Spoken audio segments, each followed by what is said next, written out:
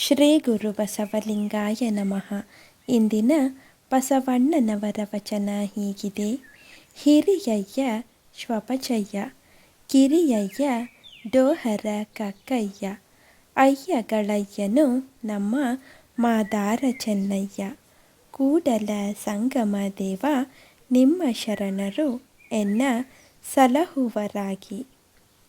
ಈ ವಚನದ ಸಾರ ಹೀಗಿದೆ.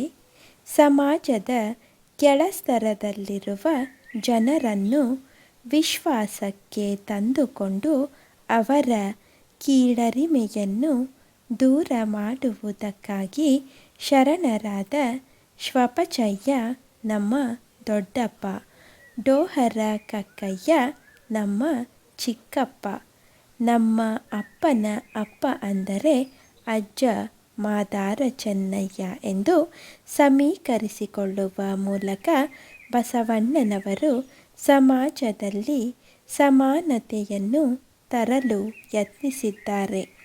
ಇಂತಹ ಶರಣರು ನನ್ನನ್ನು ಸಲಹುವುದಲ್ಲದೆ ಭಕ್ತಿಯ ಮಾರ್ಗದಲ್ಲಿ ಮುನ್ನಡೆಸಿದ್ದಾರೆ ಎನ್ನುವ ಅವರು ಎಲ್ಲರ ಪ್ರೀತಿ ವಿಶ್ವಾಸವನ್ನು ಈ ಮೂಲಕ ಸಂಪಾದಿಸ ಬಯಸಿದ್ದಾರೆ. ಇಂದಿನ ಮಾತು: ಸಾಮಾನ್ಯ ವೀರಶೈವನು ಗ್ರಾಮದಲ್ಲಾಗಲಿ ಅರಣ್ಯದಲ್ಲಾಗಲಿ ಎಲ್ಲಿ ಮನಸ್ಸು ಪ್ರಸನ್ನವಾಗುತ್ತದೆಯೋ ಅಲ್ಲಿಯೇ ಸುಖವಾಗಿ ಶಿವನ ಸ್ವರೂಪವನ್ನು ಅಥವಾ ಗುರುವನ್ನು ಧ್ಯಾನಿಸಬೇಕು. ಧಾರ್ಮಿಕವಾಗಿ ಪೂಜೆ, ಧ್ಯಾನ, ಜಪ, ತಪಾದಿಗಳನ್ನು ಮಾಡುವಾಗ ನಾವು ಎಲ್ಲಿ ಕುಳಿತುಕೊಂಡಿರುತ್ತೇವೆ ಎನ್ನುವುದು ಬಹಳ ಮುಖ್ಯವಲ್ಲ.